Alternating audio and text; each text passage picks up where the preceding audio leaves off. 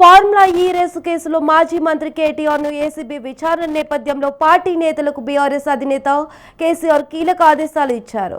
కేసీఆర్ను సీరియస్గా తీసుకోకండి, దానిపై పదే పదే మాట్లాడకండి అంటూ ఆదేశించారు. కేసులపై న్యాయ పోరాటం చేద్దామని తెలిపారు. కేసులు తమకు కొత్తేమి కాదన్న కేసీఆర్ ఉద్యమ సమయంలో ఎన్నో కేసులు చూశామని గుర్తు చేశారు. రేవంత్ రెడ్డి డైవర్షన్ పాలిటిక్స్ చేస్తున్నారని అన్నారు.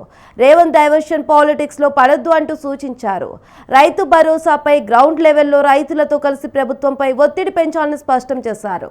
కాంగ్రెస్ పార్టీ ఎన్నికల్లో ఇచ్చిన హామీలను అమలు చేసేదాకా వదిలిపెట్టొద్దు అని పార్టీ నేతలకు ఆదేశించారు. ఇక త్వరలో రైతు భరోసాపై దీక్షకు ప్లాన్ చేస్తున్న బీఆర్ఎస్ ఉమ్మడి నల్గొండ లేదా రంగారెడ్డి జిల్లాలో రైతు భరోసా దీక్ష ఉండే అవకాశం ఉంది.